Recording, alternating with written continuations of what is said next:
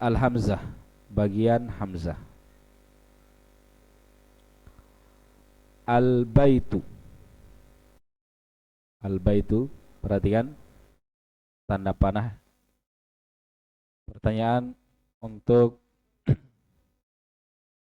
yang paling ujung. Ujung kanan. Ya, antum. Al-baitu di sini perhatikan biduni tanwin, tanpa tanwin. Ya. Ya. Ya, al-baitu. Mengapa seperti itu? Ada? Hah? Ada huruf al. Ya, alif lam ya. Ada alif lam ini. Jadi ketika belum ada al, lafadznya baitun. Nah, ketika ada alnya al-baitu. Jadi alif lam itu salah satu sebab hilangnya tanwin pada isim jika dimasuki olehnya. Jadi ada isim bertanwin itu asal. Salah satu penyebab hilangnya tanwin pada isim itu apabila al masuk pada isim tersebut. Ya, jadi perhatikan asalnya baitun.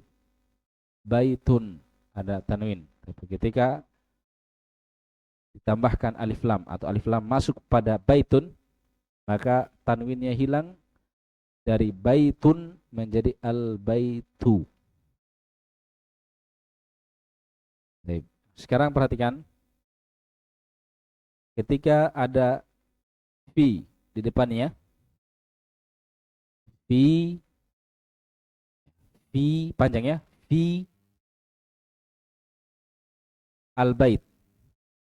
Fi sukun, apanya yang sukun? Ya-nya sukun, ya. Kemudian alif lam di situ, alifnya itu hamzah wasl.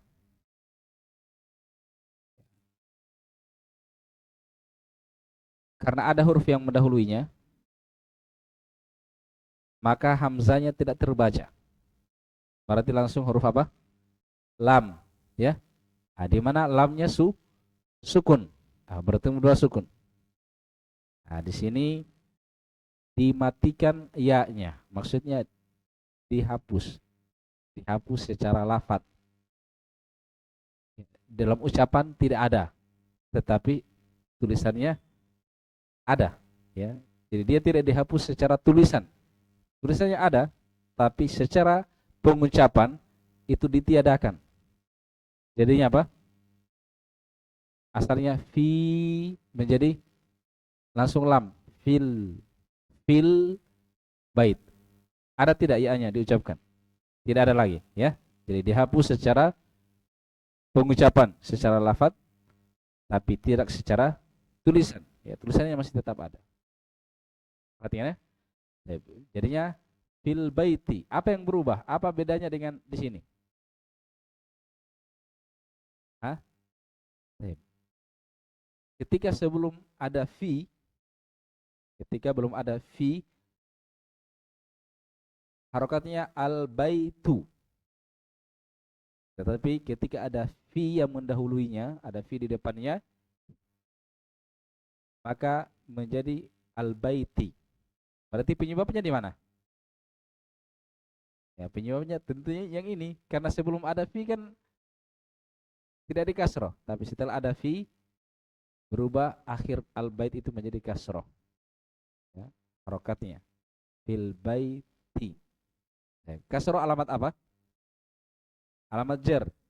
Berarti al bait terkena hukum jar. Berarti namanya apa? Majrur. Jadi jar itu hukumnya. Kata yang terkena hukum jar namanya majrur. Ya. Nasab. Nah, kalau kata yang terkena nasab mansub. Ada hukum rafa, kata yang tidak kena rafa namanya marfu. Ya. Baik, jadi kalau al-bait ini kita i'rab, kita bilang al-bait di sini ismun majrurun bifi. Ya, bifi.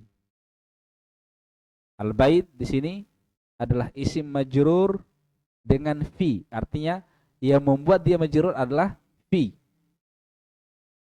Ismun majrurun bifi. Terus setelah itu apa kita bilang? Wa alamatu jarrihi. Apa alamat jarnya? Al-kasrah. Kasrohnya ada tidak? Terucap fil baiti. Ada ya? Nah, ada lafadznya. Berarti kita bilang al-kasrah al-zahirah. Kasrah yang nampak. Ya, ini sudah ada isyarat. Ya, ada isyarat. Berarti nanti ada ini. Kasrah yang tidak nampak. Ya.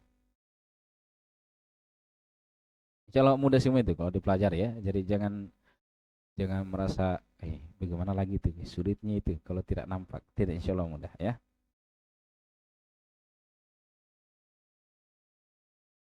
Nah, sekarang perhatikan kata yang lain. Al-masjid. Al-masjid. Al-masjidu. Sebelum ada al, lafadznya masjidun. Ketika ada al, hilang tanwinnya, al-masjidu. Hilang bunyi nun sukun di akhir.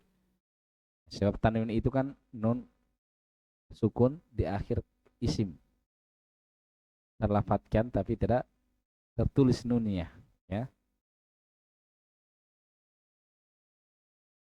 Hanya dikasih tanda dengan apa? Diulang harokatnya. Jadi kalau dhammah diulang lagi, tambah dhammah yang kedua. Dan sekarang al-masjidu ketika ada fi, maka jadinya fil masjidi. Ya. Ingat, tadi ya-nya tidak terbaca ya. Karena ketemu sukun. Ini sukun ya-nya, lamnya sukun. Kalau alifnya tidak terbaca, sukun, ya-nya sukun. Maka dihapus secara pengucapan, secara lafadz. Fil masjidi ya. Nah, jadi kalau membaca itu matanya penglihatannya harus lebih cepat daripada mulutnya, daripada lisannya. Karena kalau tidak, kalau bersamaan ya, misalnya kita baca Quran, kita panjangkan fi-nya, fi ya ternyata setelahnya sukun. Tapi sudah terlanjur fil masjidi. Harusnya fil masjidi. Jadi matanya harus lebih penglihatannya lebih duluan daripada lisan ya ketika membaca. Fil masjidi. Kasroh ini, kasroh. Ini alamat jar ini. Artinya dia majrur. Apa penyebabnya? Ini, fi. Nah, berikutnya. Ada temannya fi yaitu ala. Ini ala. Ya. Ala. Kita baca dulu. Al-maktabu. Ketika masuk ala. Alal maktabi. As-sariru. Alas sariri. Ya, karena ada ala.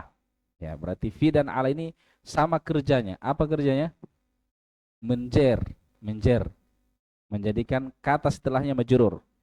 Nah, karena kerjanya dia, amalannya dia menjer, maka fi dan ala ini dinamakan huruful jar, harful jar dia. Kenapa dikatakan harful jar? Karena amalannya menjer, menjadikan kata setelahnya majrur. Ya. Tapi fi dan ala ini bukan atau belum semua huruf jar. Dia di antaranya. Artinya ada teman-temannya ya. Nah, dan semuanya perlu dihafal. Tidak boleh tidak dihafal. Jadi dalam sebuah bidang ilmu itu ada kadar yang harus dihafal. Tidak boleh tidak. Ya. Ya.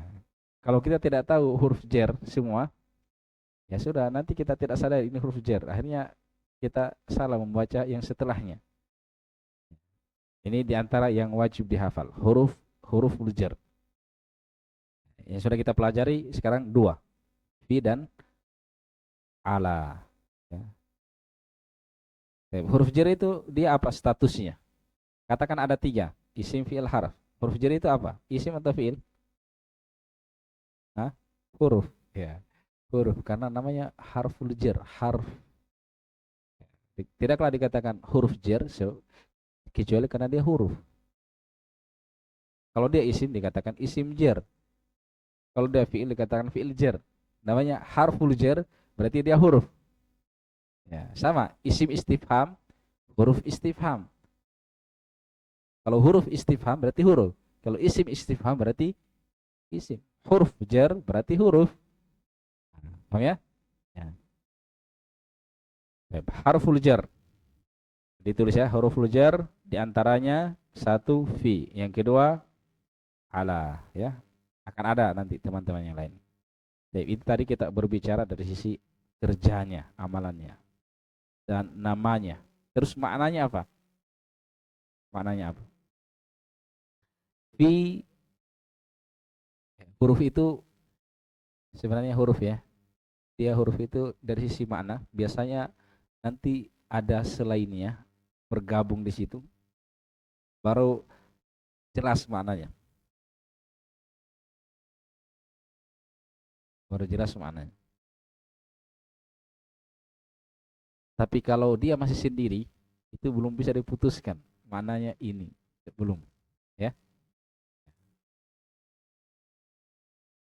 Sebab huruf itu kadang memiliki beberapa makna, ya.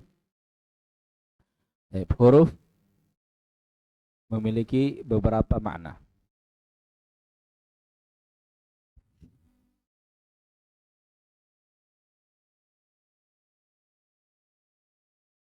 Tapi kita ambil mana yang paling banyak ya, yang sering. Fi di antara maknanya di dalam, ya. Kalau ala di atas, ya. Ya, saya katakan seperti itu supaya ya nanti kalau dapat fi jangan paksakan harus bermana di dalam. Sebab kita sudah tahu ada makna yang lainnya, ya. Misalnya ucapan Fir'aun, eh, la usollibannakum fi judhu'in nakhl. Saya akan salib kalian fi pada batang pohon, pohon kurma. Disalibnya di mana? Di atas atau di dalam batang? Dibuka batangnya kasih masih di dalam disalib. Di luarnya ya. Nah, jadi fi di situ di atas mana ya? Bukan di dalam. Karena bukan dilubangi dulu kasih masih di dalam. Tidak seperti itu mana ya kan?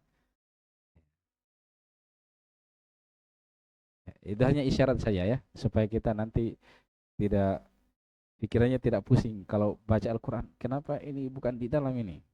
Harusnya, apalagi kalau kita sampai komentar ya. Jadi tetap merendah begitu. Mungkin saya belum tahu, mungkin belum sampai pelajaran saya ya. Nah, tapi di antara makna fi adalah di dalam. Ala di antara maknanya di atas. Fil bait artinya di dalam rumah. Alal maktabi artinya di atas meja. Fil masjidi dalam masjid. Alas sariri di atas ranjang. Saya kira jelas ya. Baik. Jadi pelajaran keempat bagi Hamzah kita mempelajari tentang huruf jar. Ya, statusnya dia huruf, kerjanya dia menjer, kemudian maknanya. Fi di antara maknanya ala di dalam, ala di antara maknanya di atas ya. Jadi tiga ya. Statusnya dia sebagai huruf. Kemudian yang kedua eh, kerjanya dia menjer, yang ketiga maknanya. Saya tambahkan lagi satu ya.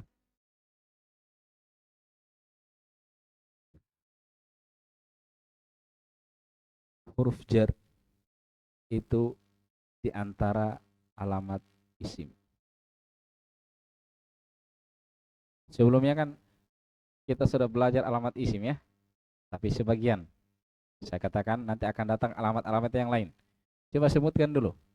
Kemudian gabungkan alamat ini. Alamat isim yang kita pelajari sebelumnya ada berapa? Yang sudah kita lewati saja. Satu, ciri isim apa cirinya? Tanwin. Dua, alif lam. Tiga, huruf jar. Kira? Ya.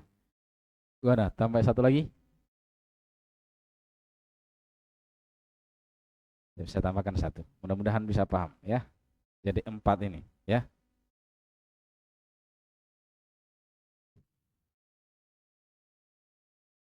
Ini nih perhatikan. Yang ada tanda panahnya apa itu? Hah? Lihat di ini. Ini. Apa yang namanya ini? Kasroh.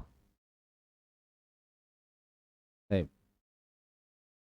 Kasroh yang ini sama tidak dengan kasroh pada misalnya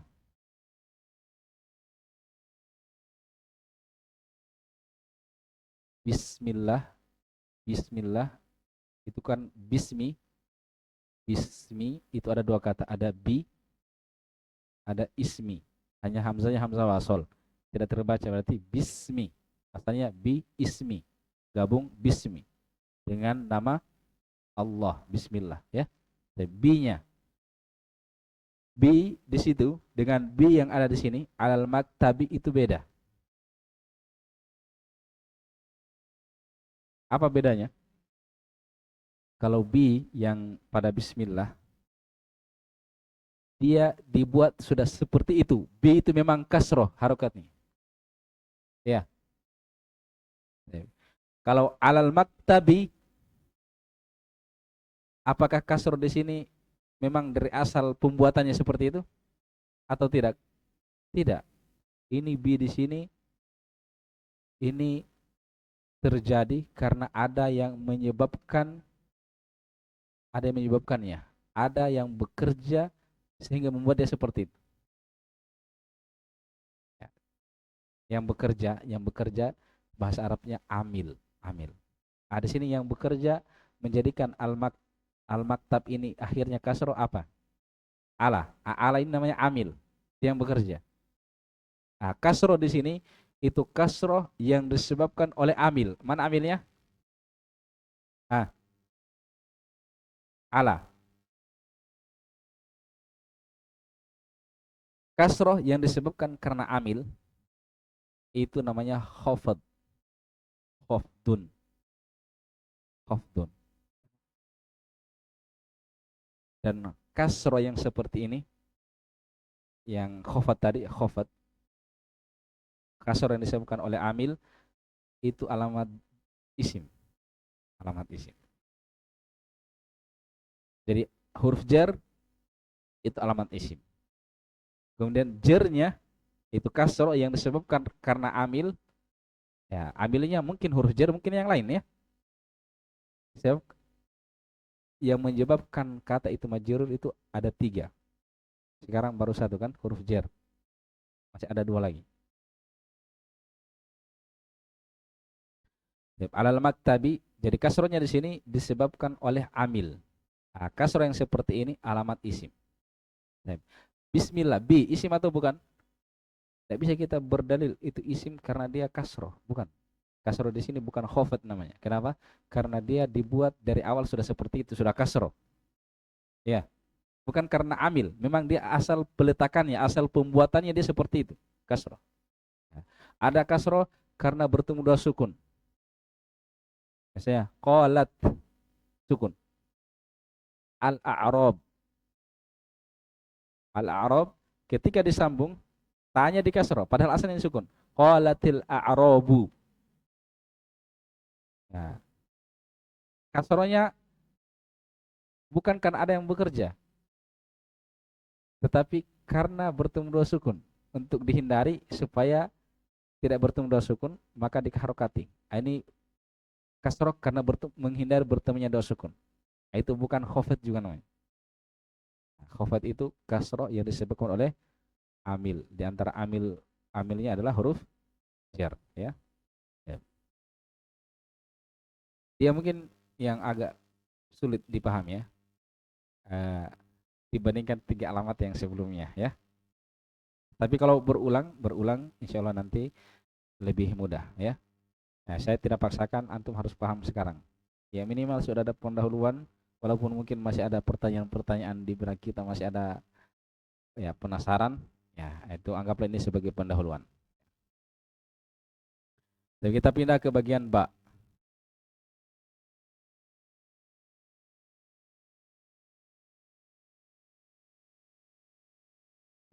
Al-ba'u, ini ada percakapan.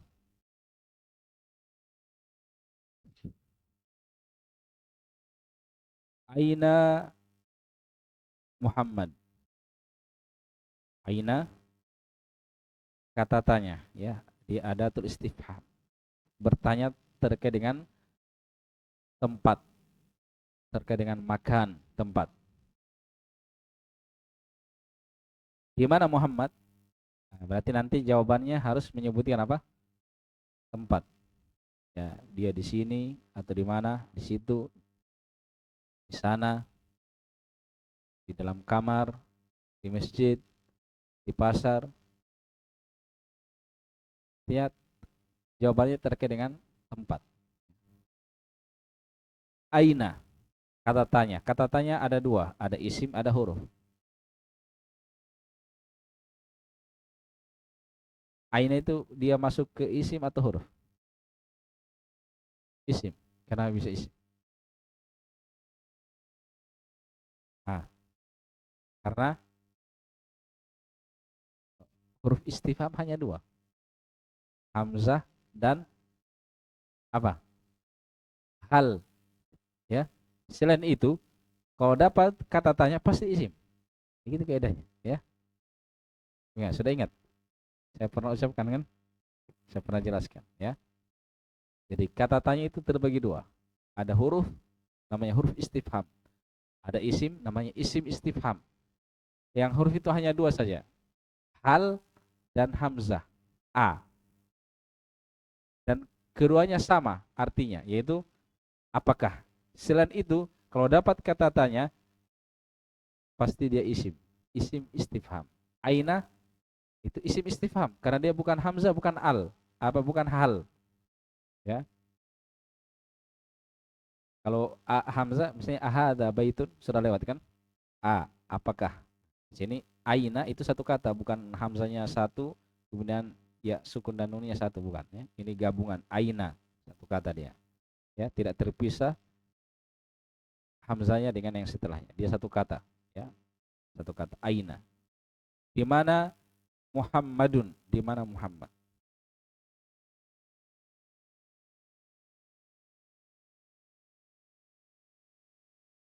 Huwa. Huwa ini kata ganti. Orang ketiga, satu orang laki-laki. Ya, dia. Siapa dia? Laki-laki, ya, bukan perempuan. Kalau perempuan ada lagi di bawah nanti, ya. Hia. Dia juga artinya satu orang. Orang ketiga, dia. Nah, dianya perempuan. Jadi kalau diterjemah, huwa dia, hia juga dia artinya. Tidak usah diterjemah dia laki-laki, dia perempuan. Tidak usah begitu. Siap? Dari pertanyaan, dari percakapan itu kan kentara dia itu laki-laki atau perempuan. Ya. Contoh di sini, Aina Muhammad, di mana Muhammad? Huwa, dia, fil ghurfah, di dalam kamar. Jangan dia laki-laki di dalam kamar. Jadi kata laki-laki itu kita pahami, tapi tidak usah diucapkan, tidak usah diterjemah, ya. Tapi ada dalam pahamnya kita, kalau huwa itu penggunaan untuk dia satu orang laki-laki. Tapi kalau diterjemah bilang dia, sama hia, dia juga, tapi penggunaannya beda, satu untuk laki-laki, satu untuk perempuan. Tapi dalam terjemahan tidak usah bilang dia perempuan di dalam dapur, tidak usah begitu. Dia di dapur.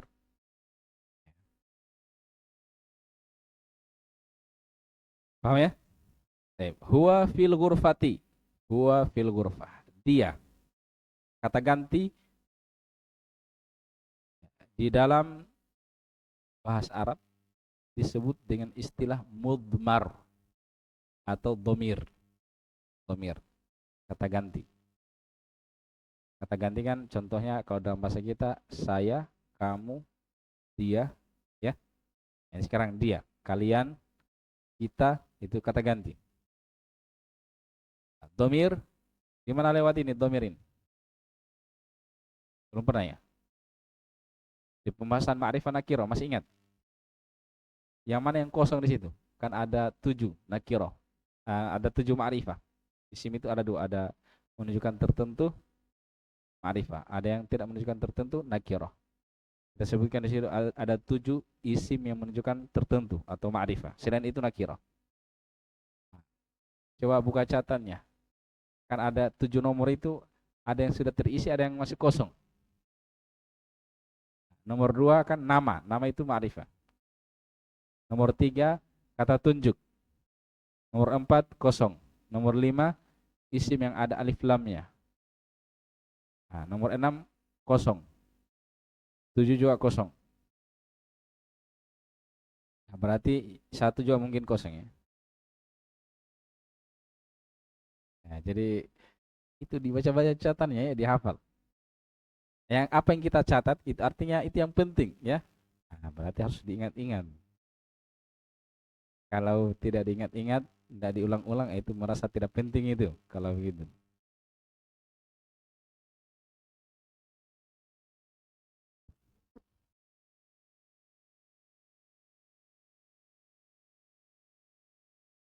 Ada.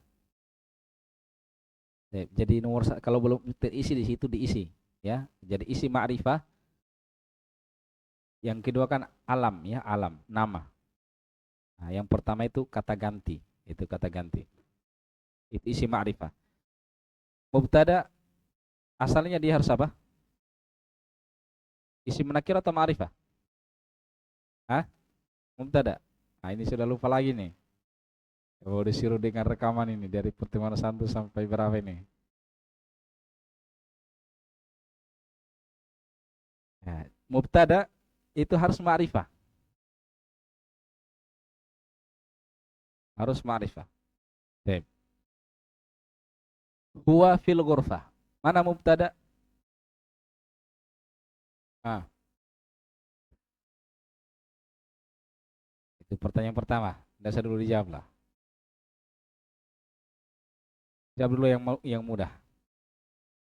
Huwa fil ghurfati. Ini al-ghurfati pelajaran kita sekarang. Ya, ya, Abu. Kita. Al-ghurfati kenapa majrur? Kenapa kasrah?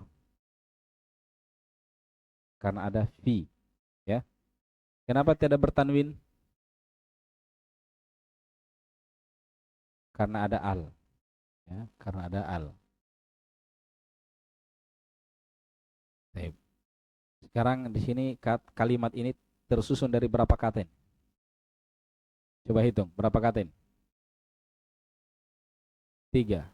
Huwa 1. Fi ini yang kedua. Yang ketiga al-ghurfah, ya. Ya. Baik. Di mana mubtada?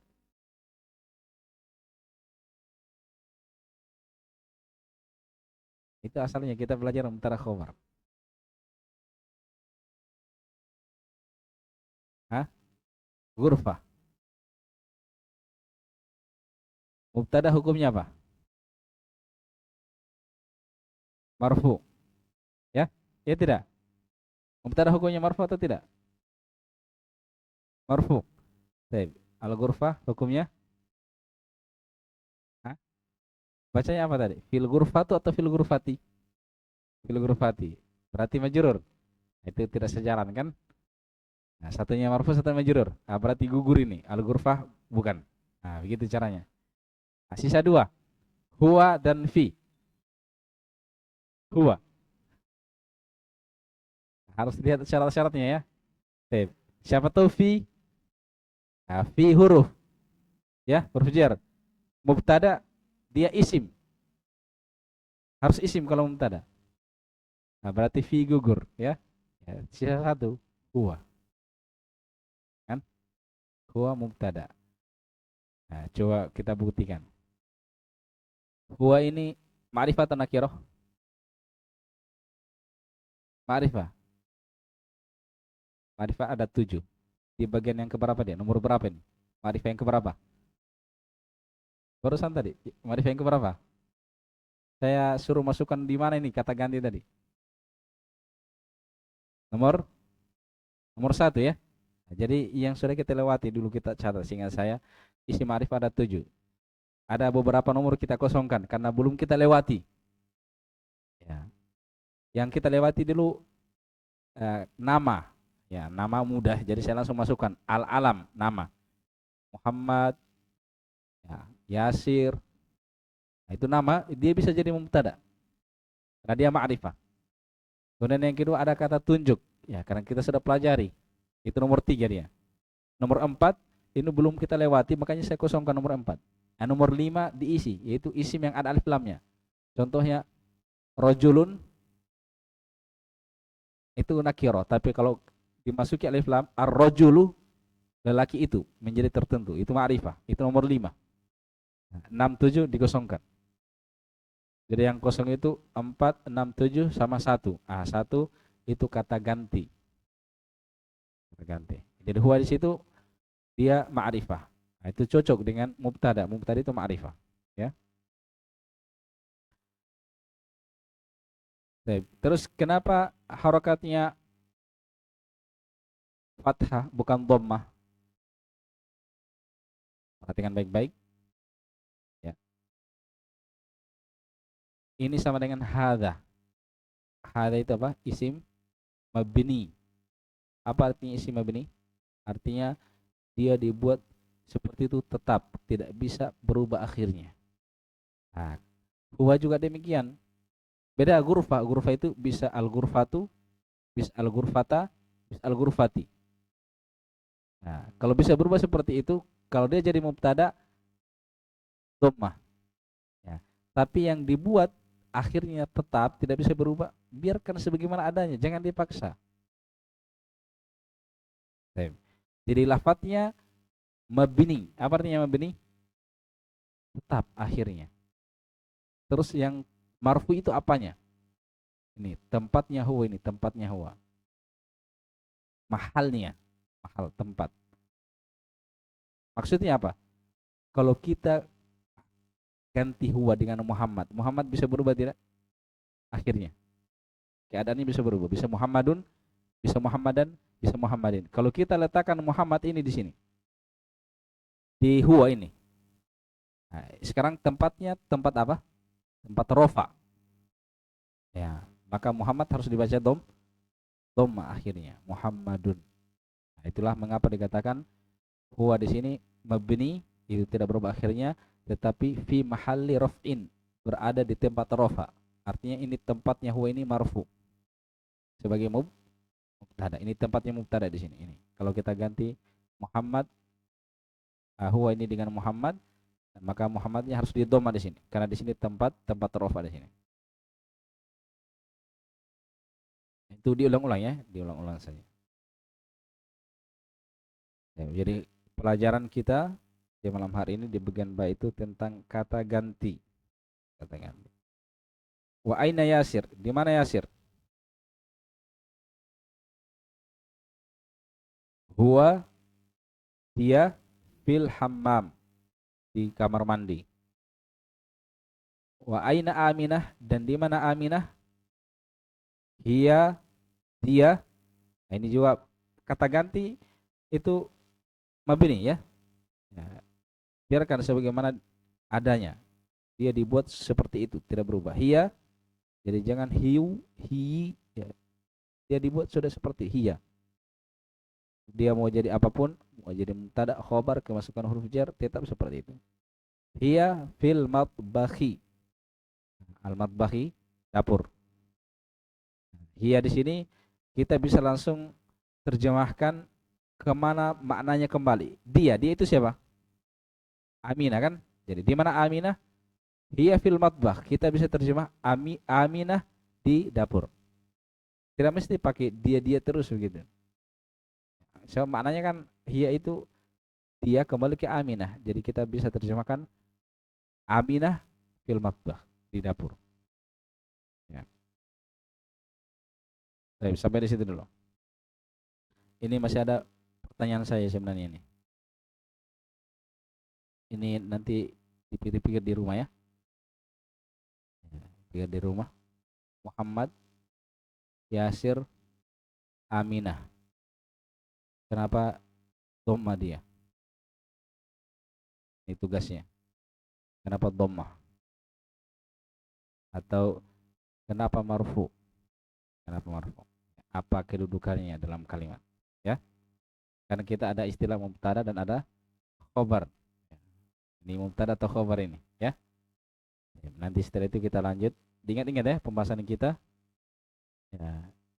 Jadi antum ingat, soalnya saya selain di sini ada juga yang belajar di Rusulogo. Jadi kalau kadang saya lupa kalau antum itu sudah sampai di mana, yang lainnya sudah sampai di mana, ya.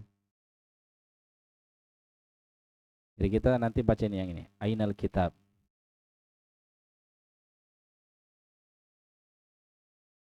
Dihafal ya, dihafal-hafal atau minimal sering dibaca supaya terbiasa, tidak kaku nanti bercakap, ya.